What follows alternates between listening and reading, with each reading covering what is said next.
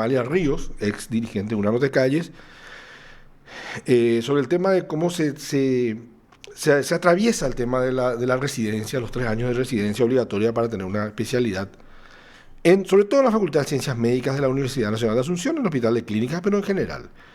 Y ya estamos con el doctor Agustín Marúa, él es psiquiatra y trabajó este tema, y queremos compartir con él un poco su experiencia. ¿Qué tal, Agustín Marúa? Muy buenas tardes. Hola, Guillermo, un saludo a la gente. Agustín, hoy estábamos hablando antes de este programa y me habías dicho que tenías una experiencia con talleres con médicos residentes. ¿Es correcto? Contanos un poco sobre esa experiencia, por favor. Entre el 2018 y el 2021 tuve talleres con 3 residencias médicas en la Asunción Metropolitana. No voy a dar los datos específicos porque quiero preservar el anonimato. Claro. de esta residencia y más todavía de las personas que hablaron de esto, pero me voy a basar un poco en esta información. Fueron talleres sobre el tema de cuidados de equipos en salud mental. ¿Cuáles son los cuidados en salud mental que se generan y cuáles son los sufrimientos mentales que evidencian estos jóvenes en su rol de médico de formación? Y yo pensaba, si te parece un poco, te consultaba esto de que tengo 5 ítems que podemos ir introduciendo. Sí.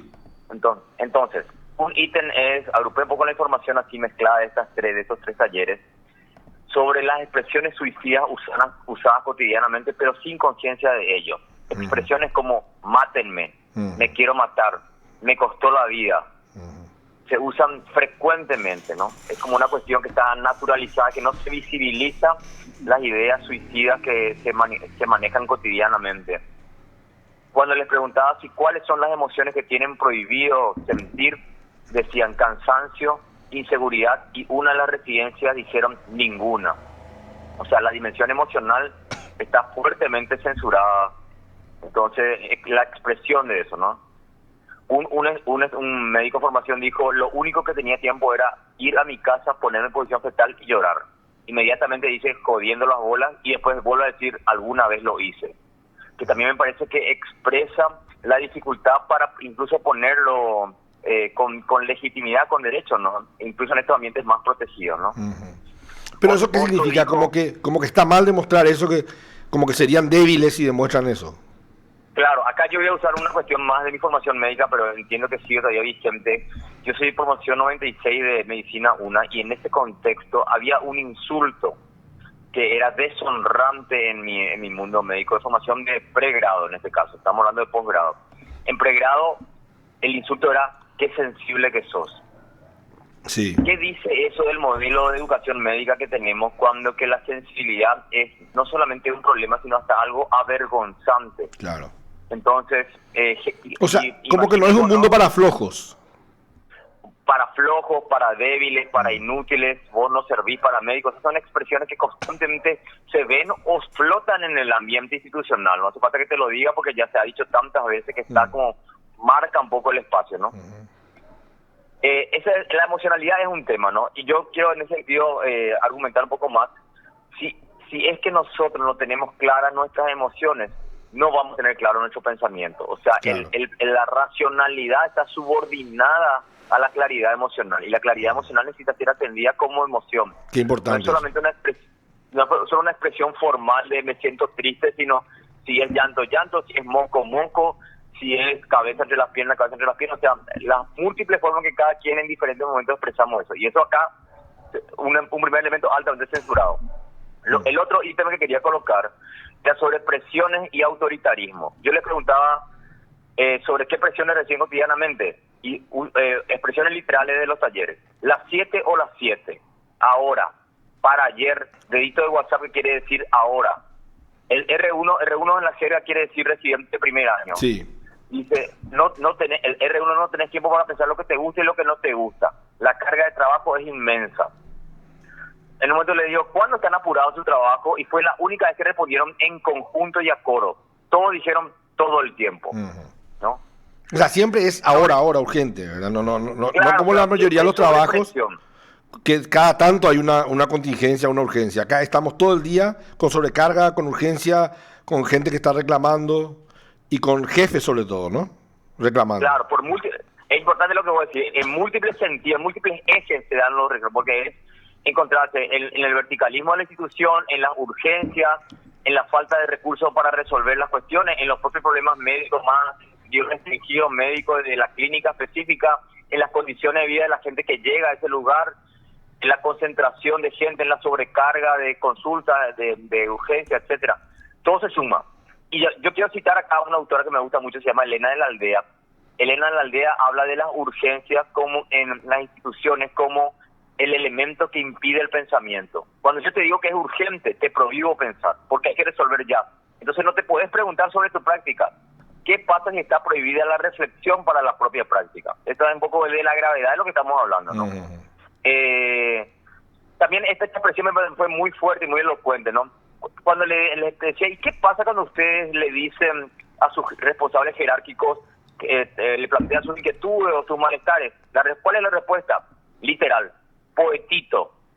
Poetito, Guillermo, quiere decir pobrecito. Sí. Y es como te estás victimizando. ¿Sabes qué? Yo le dije, ¿qué quiere?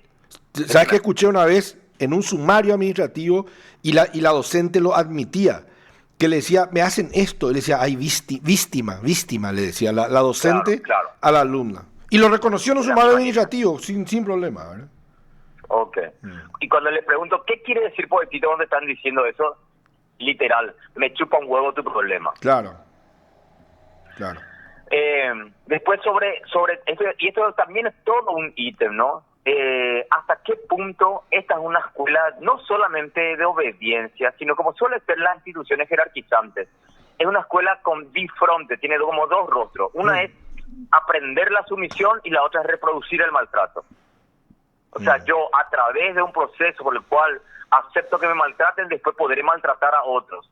Obviamente esto ya hago la salvedad para todo lo que estoy diciendo. No es generalizable, no se dan todos los casos, no es en todas las residencias, no es todo el tiempo. Ni son todos los jefes. Que lo hacen con delita. Claro. Todo eso hay que decirlo porque no sería justo hablar como una totalización, ¿no? Sí. Pero todos estos elementos aparecieron en las 3 residencias. Pero es un esquema institucional que está establecido. Bastante fuerte, una regla no escrita, pero no hace falta que esté escrita porque sabemos que a veces las normas institucionales pasan más por la práctica que por lo formalizado y institucionalizado, ¿no? Claro. Entonces, por ese lado,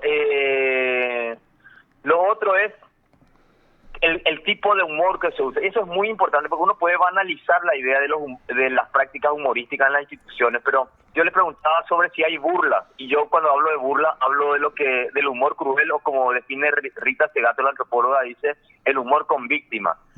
Y la respuesta fue todo el tiempo, permanentes.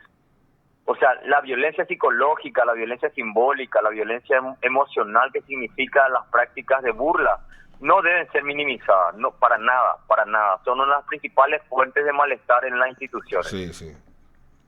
Lo que a algunos parece gracioso, a otros les lastima muchas veces.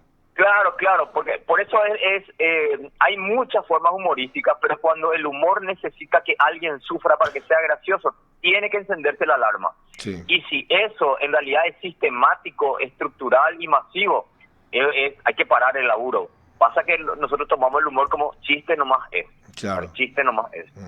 Y eso genera muchísima, no solamente lo que decía, los malestares, sino también mucha confusión en la comunicación, porque finalmente cuando hablamos en chiste muchas veces no podemos hablar comprometidamente con los temas que se trabajan ahí. Entonces, todo queda como muy trancado, muy se dijo pero no se dijo, no hay una responsabilización y mucho menos hay transformación en lo que toca transformar. Por eso muchas veces es frecuente que en las instituciones la gente dice, de vale te vas a meter al pelo, no va a cambiar nada. Una de las cuestiones que pasa mucho es que con el humor se entrampa, y si bien el humor alivia tensiones muchas veces, por otro lado obtura el pensamiento, obtura la reflexión. Después hay toda una cuestión que tiene que ver con los miedos y amenazas. Tenemos miedo que tomen represalias contra nosotros, nos acostumbramos que sea una academia militar. Nosotros no somos militares, los médicos antiguos se trataban así. Otra cita, los médicos antes no les importa, vos tenés que sufrir lo mismo, no les importa lo que sufrir porque ellos sufrieron más, dicen. Claro. Y salí bien, el famoso discurso, y al final salimos todos buenos médicos, ¿verdad? Claro, y después se banaliza eso como diciendo borrón y cuenta nueva, ¿no? Pero en realidad se deja ese estatus para las generaciones que siguen viniendo, ¿no? Ahora, Entonces, claro, uno sale de ese contexto y el que queda, queda. Y el que viene, entra en esa máquina. una pregunta, ¿qué opinás cuando se habla de esto, de presión y autoritarismo, de mucha gente que yo estuve leyendo en redes, incluso colegas tuyos médicos que dicen, pero es la forma, es así, te estás formando, es el momento, es la forma que vos forjes el carácter, esto fue así, a mí me funcionó, ¿verdad? Como los padres que dicen, a mí me pegaba mi mamá y no salí tan mal, ¿verdad? Este, que así funciona en todo el mundo, así se le forma el carácter a un médico que va a trabajar después bajo situaciones de mucha presión el resto de su vida si es un especialista. ¿Qué opinas de eso? Ese es el argumento, ahí mismo el argumento. Yo no tengo nada que agregar al argumento de este modelo pedagógico. Yo quiero testimoniar una cosa, Guillermo, lo digo al aire. Antes de comenzar yo dije, tengo miedo, no quiero decir esto. O sea, yo mismo, tengo 50 años, soy promoción 96 de facultad, o sea, ya me pasaron muchas cosas. Igual tengo miedo de que con esto haya un efecto por violar la lealtad del código médico, que estas cosas no se dicen, estas cosas no se hablan afuera. Entonces, pero me parece importante porque si uno trabaja en salud mental es importante como quebrar una lanza por estas cosas. Entonces, entro en tu pregunta. ¿Qué pasa con un modelo así?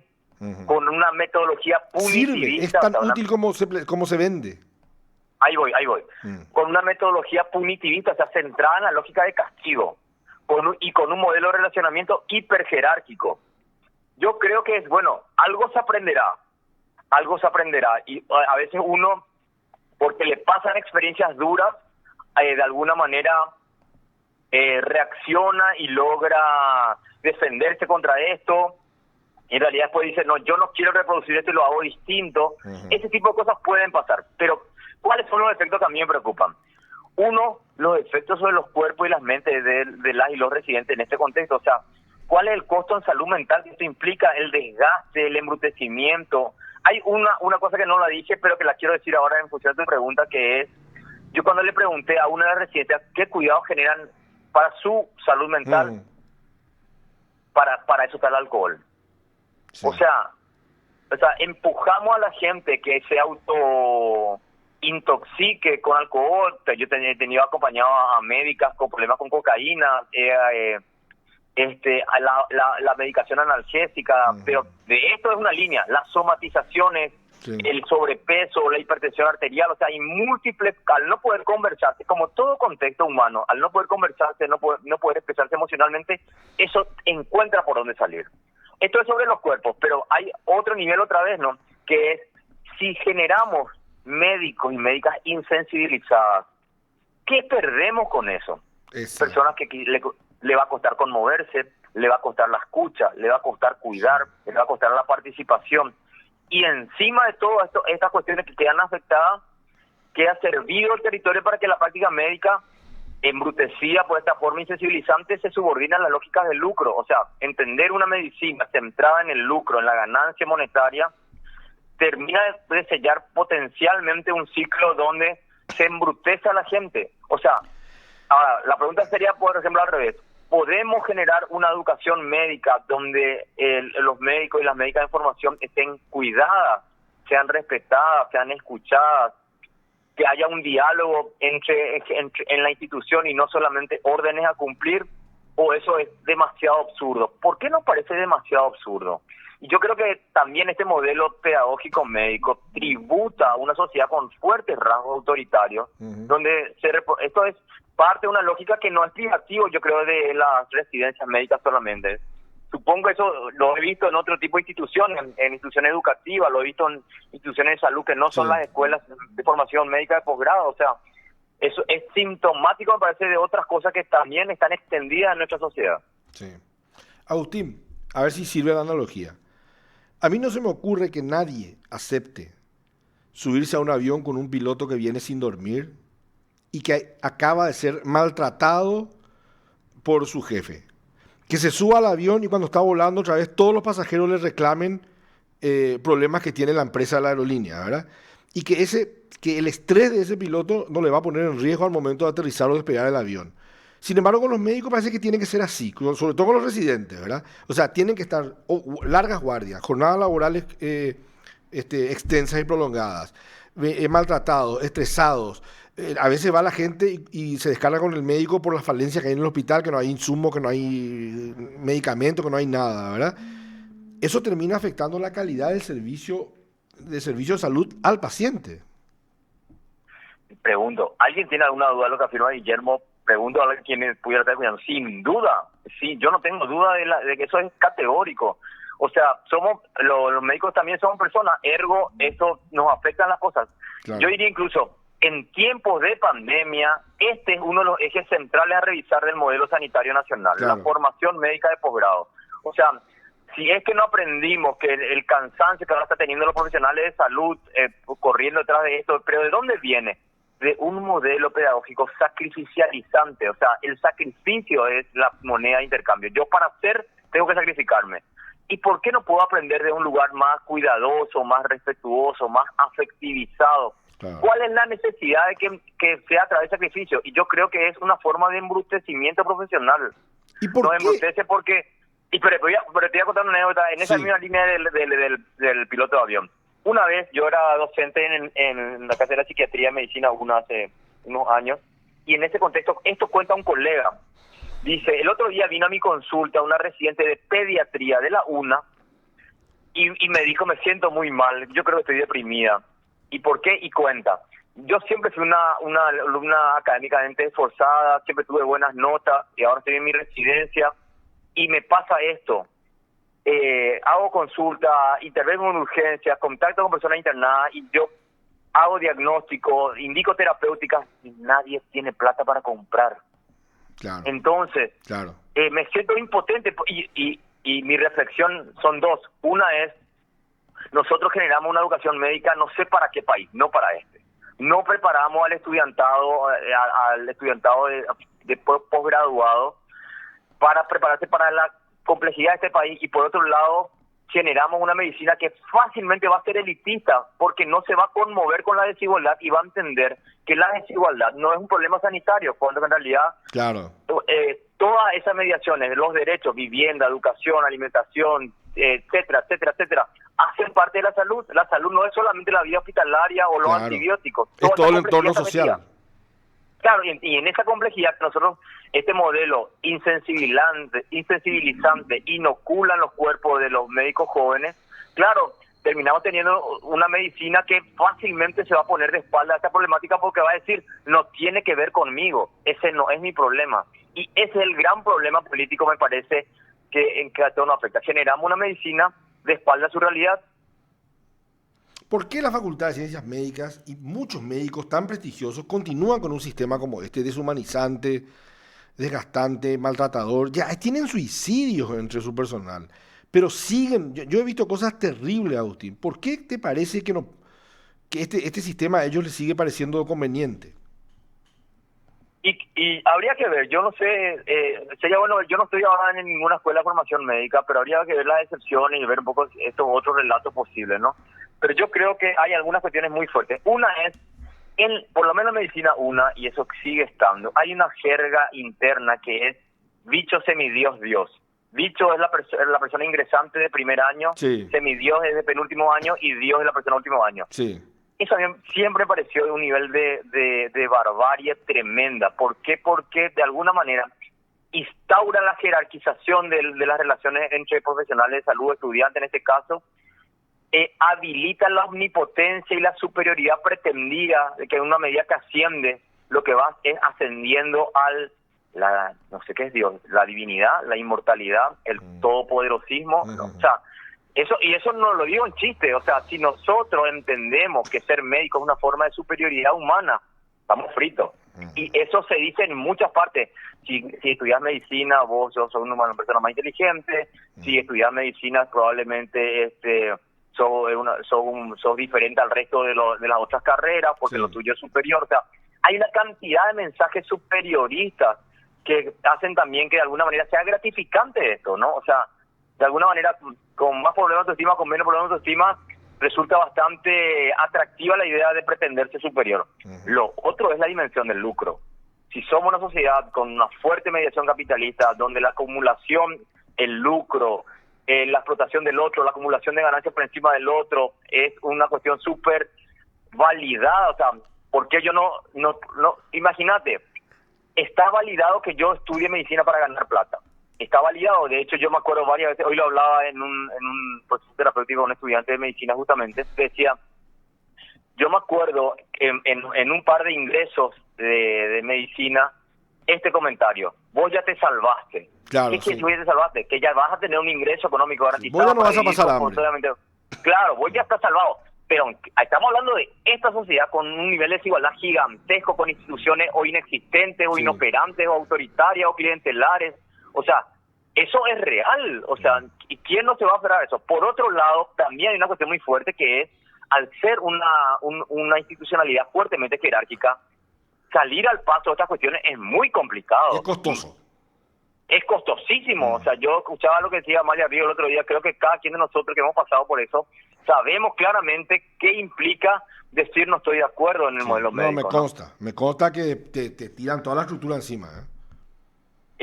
Sí. Entonces, ¿cómo haces para de alguna manera generar legitimidad? Pues tu pregunta, ¿no? ¿Cómo haces para generar legitimidad de este nivel de violencia institucional? Y bueno, yo creo que es eso, ¿no? El disciplinamiento y las presiones, la divinización y el lucro son tres cuestiones grandes para darle vuelta.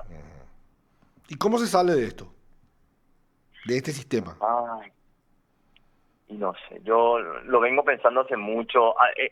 Los residentes decían una cosa que yo creo que es interesante, ¿no? Si no hay una generación que se proponga cambiar este sistema de residentes, tiene que haber una generación que se rebele. Y yo creo que eso de alguna manera ya viene pasando. Una, no te calles, fue un poco esto, puso en jaque una cantidad de cuestiones. O sea, tenemos que ver que eso ya está pasando, ¿no? Y yo creo que eso no está resuelto. Quizás la pandemia, paradojalmente, a pesar de que tensionó, también puso ciertos paños fríos. Pero estas problemáticas van a seguir emergiendo. Esta interrogante, van a seguir habiendo suicidios, van a seguir habiendo múltiples manifestaciones de malestares, van a seguir habiendo maltratos del mundo médico hacia los pacientes. O sea, en varios ejes esto va a aparecer. Yo creo que hay una rebeldía que creo que no es solamente del mundo médico o del mundo de la UNA, que yo creo que tiene una marca generacional. Suelo pensar mucho que en este tiempo reciente, en la sociedad metropolitana al menos, los movimientos más transformadores, más interpelantes, incluso más performativos, que ya están trayendo una nueva sociedad en sus prácticas, tienen una marca generacional, ¿no? El movimiento estudiantil secundario, el movimiento estudiantil universitario, el movimiento de mujeres feministas jóvenes, tienen toda una marca generacional. Yo creo que esta sociedad ya está viniendo, ya está acá. Una compañera del Foro Social Mundial decía, no solo el otro mundo es posible, si hacemos silencio podemos escucharlo ya respirar. O sea, está entre nosotros, ¿no? No quiero ser ingenuamente optimista, pero creo que por otro lado no quiero negar lo que sí ya está pasando. ¿Es un tema generacional, te parece? Y es una de sus dimensiones. Yo creo que es una de sus dimensiones. De hecho, hay cuestiones muy fuertes de la relación entre jóvenes y adultos. Decían ellos, por ejemplo, te trata como un adolescente, piensa que está manejando a sus hijos, trata de forma despectiva. O si no, otro testimonio. El viejo gema, yo soy el Dios y se hace lo que yo quiero. Claro. Entonces, la opinión de la autoridad y no la autoridad de la opinión, ¿verdad? Yo soy el profesor, claro, y yo sé. Y con una marca de un supuesto saber que valida este abuso, y por otro lado con una marca de pendejo. Es esa descalificación por juventud, ¿no? Son instituciones fuertemente adultocéntricas donde hay una desigualdad validadísima culturalmente entre las generaciones adultas y las generaciones jóvenes. Eso es una marca muy... Normales tiene un clivaje, una no te calles, tiene un clivaje mayoritariamente estudiantil, no es un movimiento fundamentalmente docente. Es de jóvenes. Agustín, yo sé que trabajas un poco sobre el tema de las masculinidades, la desconstrucción de ciertas masculinidades tradicionales. Me gustaría traerte un día al programa y que hablemos de eso. Ok, podemos pensarlo, seguro, podemos ponernos de acuerdo. Dale, buenísimo. Te agradezco mucho la entrevista, muy, muy ilustrativa. Dale, Guillermo, un abrazo, un saludo a la gente. Lo escuchaste aquí en PDS.